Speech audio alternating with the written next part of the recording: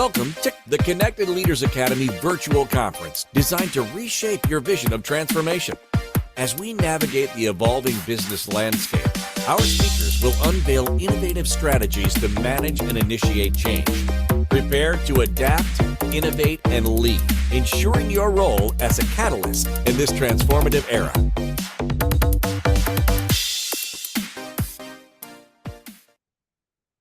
Hi. Everyone talks about freedom when they start a business, but very few talk about the fact that you just signed up to be 17 people. You're the head of sales, marketing team, customer service rep, fulfillment specialist, the accountant, the part-time legal department, the in-house therapist, the person responsible for refilling all the printer ink if you even remember to buy one. And if your website breaks, you Google it. If a client complains, you handle it. Financial security for you and your entire team is all on you. People say be your own boss, like it's the ultimate flex, like it means working from the beach. But what it actually means is being the one who gets the angry client call and the tax notice and the text from your team member saying, can we hop on a quick Zoom all before 9 a.m.? The first time you start a business, you believe that hiring a few people will make things easier. You'll find you'll get your time back. You'll finally be able to breathe and enjoy whatever freedom you want in life. But the truth is, more people doesn't solve chaos, it multiplies it. If you don't have the structure, support to delegate, every new person you hire just adds more to your mental load.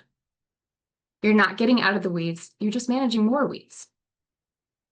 I remember a moment, maybe you've had one like this. The day was supposed to be a quiet office day for me to get solo work done, minus a couple midday calls. But before I even sat down to my computer, I got a message from a team member saying she needed to tell me something and can I jump on a quick Zoom? This is someone who had been thriving with us for 3 months and we just turned over handling 80% of our clients. A little while ago, things were going great. She was the account manager for most of our business. Gave me 2 days notice. She'd been offered her dream job and it was a once in a lifetime opportunity. I said, I wish you the best. I immediately pinged my director of ops and project manager who were on a meeting together, and I asked if I can butt in really quick. I jump in. I let them know as we needed to immediately pivot the team, and my project manager was the only one who could handle the client accounts, as the person we had in training was on week 3, and we just identified it wasn't going to work out, and we needed to let her go. This takes me to my project manager, basically the queen on my chessboard out of her superpower, and reinforcements are a minimum of 2 months away. She started to tear up, as she'd been stressed even before that happened, and now was on the verge of a panic attack. As I'm about to leave them, they ask if I'd heard from one of the managers who had a history of health issues and had literally been MIA due to being in a coma in the past. I said, nope, let's start the MIA protocol, which means we're counting down the minutes before we reach out to someone in his personal life to make sure he's alive. It's not even 10 a.m. Turned out my manager was fine. His street was flooding and he'd lost all power and cell service as he evacuated to a stable place.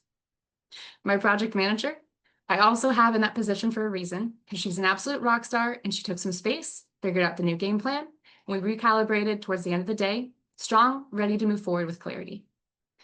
But in the middle of all of that, I had an extremely important call with a potential investor, call with a critical vendor, had to give feedback to my team on sensitive issues, all while writing a speech for an event I was hosting in 2 days. Oh, and also had 3 new hires that had started a few days prior, who I needed to give critical attention to in order to get them started strongly, all while hiding the fact that we had 2 weeks of financials where I had no idea if we were going to be able to survive as a company past that point. Every single item required me to be calm, clear, and 100% locked in. But behind the scenes, stomach was in knots. Mind was racing. I wanted to vomit. And as if that wasn't enough, the man I thought I was going to spend the rest of my life with seemed like we were at a permanent impasse, and my dream future that I had believed was unfolding, I had to recalibrate my entire mental and emotional state otherwise. All of that sat in the back of my throat while I smiled through team calls and made the new hires feel welcomed and excited, while I reassured everyone that the vision was intact and the ship was steady. That my day may have been slightly above average, but it was all really just a Thursday. And that wasn't even close to the hardest day I've ever had. Running a business is not a job. It's a psychological gauntlet. You are the stabilizing foundation for everyone else, the North Star, the engine, the safety net. Therapist, the director, the all-knowing seer. When a team member's having a bad day, they come to you. When a client's upset, you absorb the blame. When revenue's low, you don't sleep. When revenue's high, you still don't sleep because it could all wash away with one wrong move. You have to make decisions faster than anyone, and they have to be the right ones, or everything could be tipped out of balance. You have to deal with people who disappoint you. You have to hold others accountable while staying deeply human. You have to have your vision intact, even when it feels like everything around you is fraying. You have to compartmentalize personal pain, heartbreak, grief, fear, loneliness, because you're not allowed to bring all that to the next meeting. Being a founder means you need to have a heart big enough to hold space for everyone around you and a spine strong enough to endure more than most people can handle even listening to happening to someone else, let alone happening to them. If all this has you nervous, good, but don't worry. There's a way to navigate all of this. At the end of the day, systems solve just about everything. Most people understand conceptually what an operating system is, but don't understand what that means as it applies to business. A business operating system is a practical framework of methods and practices that help you manage your business effectively, align your team, and consistently move towards your business goals. It's not software, but it does include how you use your optimal tech stack. An operating system includes, but is not limited to, your CRM, project management, communication, both style and tech, file repository, team roles and responsibilities, SOPs, core values, internal and external workflow. Essentially the framework for how to take what's in your head as a founder and align everything and everyone else around you to that vision. There are a lot of business operating systems out there. EOS, Scaling Up, Empire, they all have their strengths and areas where they shine, but the more I looked into each one, I kept feeling like something was missing. No one knows what they're doing when they start. Some still don't know decades into their business, not with operations at least. And everyone seems to have something different that worked for them, but the more I sat on it, I thought, surely there had to be some overlap in businesses of all sizes and industries. Some type of roadmap that someone could follow to guide them through how to structure a business that ran without the founder being stretched too thin. Something that puts people first, has a positive impact on an individual and societal level. Something that was scalable from solopreneur to enterprise and industry agnostic. Something not only flexible and fluid, while also providing reliable frameworks, but that was also diagnostic. In my opinion, a good operating system should be able to tell you what is weak or going wrong in your business, why, and what to do about it. Something you could rely on when things weren't clear, when you felt you were the business to be stuck and weren't sure what to do about it. Systems that work on your best days and carry you through the worst. When I sat down to really dig into this further, I realized that every business can be broken into 5 buckets that run the machine of your business: revenue, brand, client success, operations, and leadership. The further I went, the more I realized that absolutely every part of business was somewhere in one of those buckets, in terms of actions, frameworks, people, and more. I realized that each of these buckets was actually an engine with 5 cogs each that drive that engine. Cogs in the revenue engine are all different items that drive revenue. Cogs in the brand engine all wrap up to driving the brand growth and authority. Anything client-facing drives client success engine. Items relating to efficiency and management of all resources all drive operations. The leadership that guides the business at all levels inside and out drives the leadership engine. All of these wrap up to run the whole machine of your business. To take a look at this another way, when you first start a business, you wear all the hats. Sure, you can break it down into wearing a lot more hats than 5, but all those hats are somewhere in those 5 engines, and they're all on you when you first start. That means that the first move you need to make is finding someone else to run each of the other 5 engines, because to run properly, one single person should be in charge of each of those engines for things to run smoothly. It's also important to have a good balance of seats in each engine. When I first created this operating system, we were really hurting on the revenue side. I knew sales and marketing were definitely my weak points, and I had struggled to get the right people in on the front side of the business. But when I broke my business down into this framework, I realized a few things. Leadership engine was strong with me at the helm. I had an amazing project manager handling everything in client success, same one I mentioned earlier. I had a great primary and secondary in charge of the operations engine. Brand engine, I struggled to have an actual leader in that engine, but I had 4 great people on the fulfillment team. So some of the drivers were strong, even though the engine was a little questionable. But I realized that not only did I not have an engine lead for revenue engine, but I didn't have a single seat in that engine. Obviously, we were struggling there. Okay, I kind of knew that, but the visualization was still helpful. So now what? I immediately hired 2 lead generation guys to start making moves in the revenue engine. Steps were clear, more clear thanks to the operating system. So now, before I move on to more tools that help you run a business that doesn't run you, I want to dive a little bit deeper so that I don't lose anyone on the importance and clarity of those 5 engines. Because every business runs on these, whether they realize it or not. Okay, so let's start with the revenue engine. This is your oxygen. If revenue stops flowing, nothing else matters. You just have a hobby that's not going to take you very far. When I realized we didn't have anyone truly owning our revenue engine, it explained everything. Our offers were solid, our delivery was excellent, but we had 0 momentum on the front end. And because of that, I was overcompensating. I was still on sales calls, I was the one following up, still the one bridging marketing to enrollment when I should have been building something that ran without me, putting systems in place to get there, even if it took a while. The lead generation team, they brought in a lifeline of new oxygen that I felt like an idiot that I had waited that long to implement. Think about Alex Hormozy. Everyone praises his sales brilliance, but what most miss is that the system behind it, the frameworks, the team, the scripts, the distribution engine. Alex doesn't sell anymore. The machine he built does. Brand engine. Here's the truth. If no one owns your brand, you become invisible. If you're the best in the world at what you do, I love building. I love creating solutions, but I don't love being on 24/7. I'm not naturally a front of camera kind of a person. Hope I'm fooling you today. I drive my team nuts with how much I resist the spotlight. But the problem wasn't that I wasn't showing up publicly. It was that no one else was either. If no one owns your brand engine to drive that outward positioning, no one knows you exist. I see this all the time in companies with incredible results, but no presence, no consistency, no messaging rhythm. Just we post when we remember and let's update some things and maybe that'll drive traffic, but it's kind of nebulous. And therefore nothing's moving properly. Client success engine.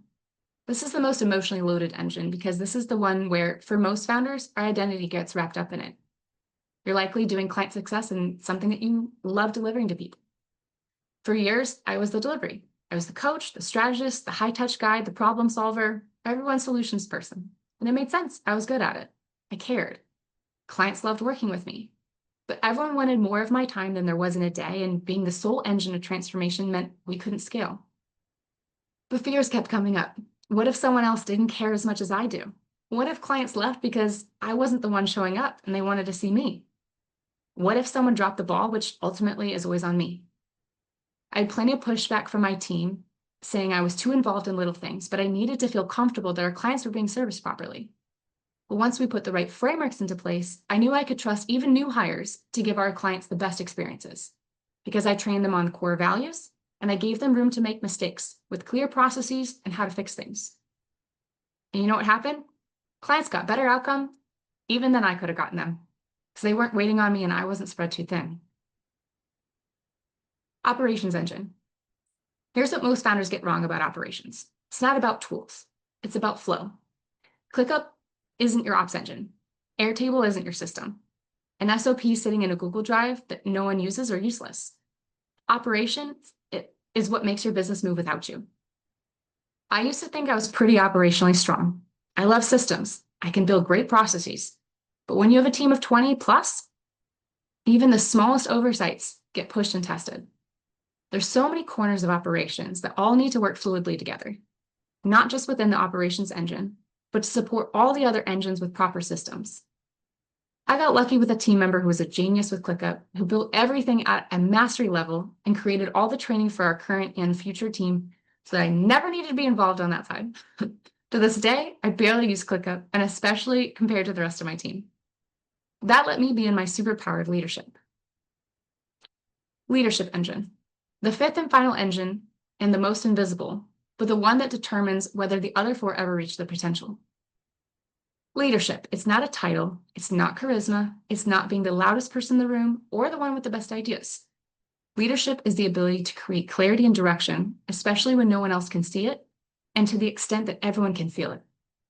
The leadership engine isn't actually about the founder, even if you are the one running the engine, which, especially until you are big enough to hire a CEO underneath you, you should be.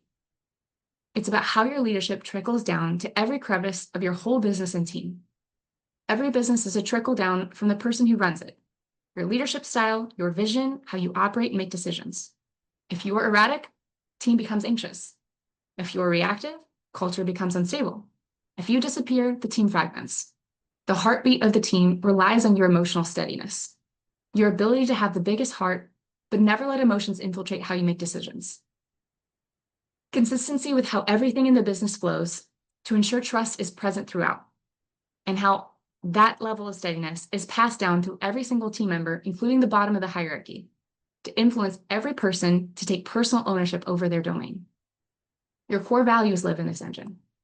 But one of the things that most people forget or don't realize is that core values are not just nice sounding words that get slapped on a wall or a website.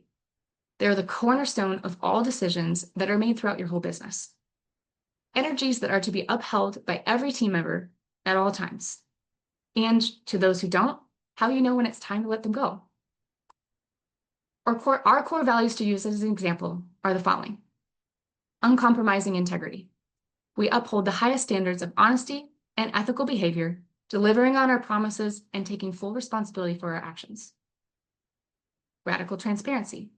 This means we're committed to open and clear communication, sharing the full picture, the good, the bad, and the ugly, their clients, team members, and partners to foster trust and collaboration. Purpose-driven passion.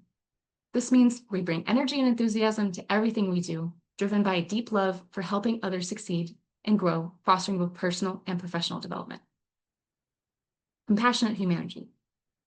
This means we prioritize empathy and compassion, recognizing the human element in every interaction and working to uplift both individuals and the communities we serve. Disruptive innovation. This means we challenge the status quo with bold, creative, and forward-thinking solutions, setting new standards of excellence and continuously striving to do business better. It's through these core values that the team feels supported as whole humans. We run trainings every Wednesday on a wide variety of topics such as technical training, communication, customer service, health, mindset, and more. I also make it a requirement for every team member to lead at least one of these trainings, to have the experience of leading, as well as to share a piece of their expertise with the rest of the team, as every person on the team has something special to share. Every team member has what I call a superpower, which is the next level, the next operational framework I want to dive into. Another common theme throughout how I think about business, which infiltrates into the 5-engine operating system I created, is the concept of superpowers, and how a business runs best when every person is playing into their superpower the most. I've built an incredible team where they're all rock stars and always offering to jump into supporting other areas. When I was earlier in my business journey, I was like, this is great, so helpful. They can support over here too. But then things weren't moving like I knew they should be, and I knew I had to take a step back and figure out why. I was in a mastermind where someone introduced to me Dan Sullivan's Unique Ability Guide, where he had people break down all activities into 4 categories. I took that framework and changed the name to Fuel versus Friction Matrix, and the categories to be Thrive, Capable, Draining, and Breakdown. I then wrote out 100 items that all rolled back to the engines and drivers in each engine, and had each person on my team fill out that list. There were a lot of breakdown marks in expected areas that were not a part of their domain, but there were a surprising amount of capable and thrives in areas that I didn't know to associate with certain team members. This allowed me to adjust their role expectations to make sure that they were playing in their superpowers. I created a section on the role description template to be called primary, their superpower. Secondary, things that may not be their superpower, but they are capable of and are still expected of them. Then there's also tertiary, which are items that anything listed there could either be temporary or sporadic.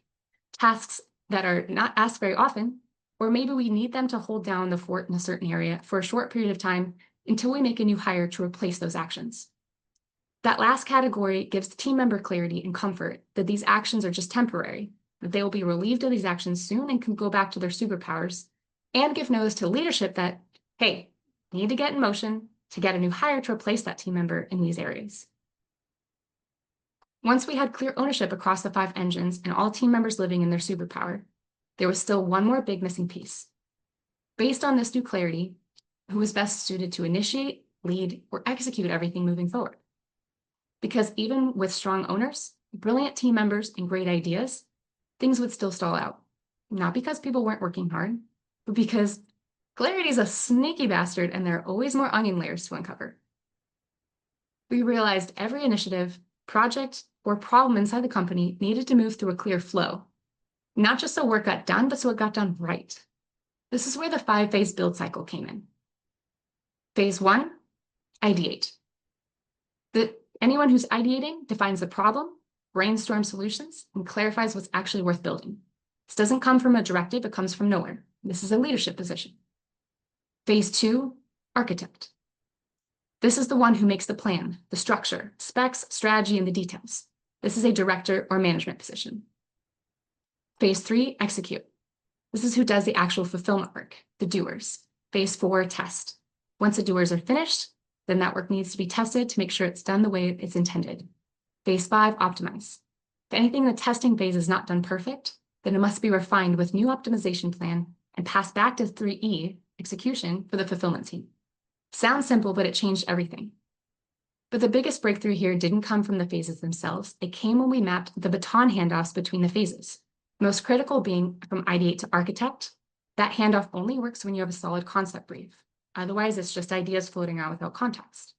The architect phase isn't mind reading, it's planning. If you don't hand them clarity, they can't give you structure. And then from architect to execute, that transition requires a full build plan.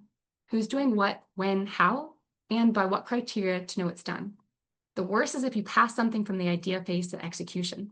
Then your amazing doers are really lost and they can't properly perform for you.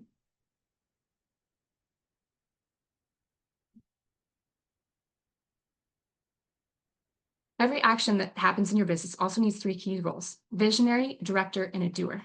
So we call these own, lead, and support. Okay, so this all ties back together, and we have all of this listed on their role description. This gives clarity for every single team member to know what's expected of them.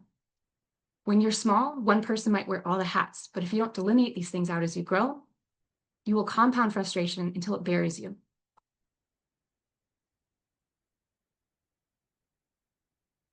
This all gave us the functional clarity. It allows us to stop hiring based on titles and start hiring based on layered fit. So ask yourself, are people underperforming or are your seats or systems misaligned? This distinction could save you from your next mishires or your next resignation so you can better utilize your resources. The truth that they don't tell you in business books, success will not save you from struggle. In fact, it usually gives you more of it. When you're early, you're fighting for validation. When you're growing, you're fighting for sustainability. When you scale, you're fighting for alignment. Every stage has friction. Every stage requires reinvention. What help you get to one stage won't help you get to the next. Greatness doesn't come from being fearless. It comes from being the kind of person who keeps showing up even when it's messy, uncertain, or inconvenient. I've cried in my office before a team meeting, wiped my face, showed up strong and clear. Fired people I loved as humans because they weren't the right fit for the job. I've also seen miracles with my team members and clients because what we do landed, and that made everything worthwhile. But it was only possible because I built systems that could hold it. So I'll leave you with this. Are you willing to stop being the whole engine so you can start being the real CEO?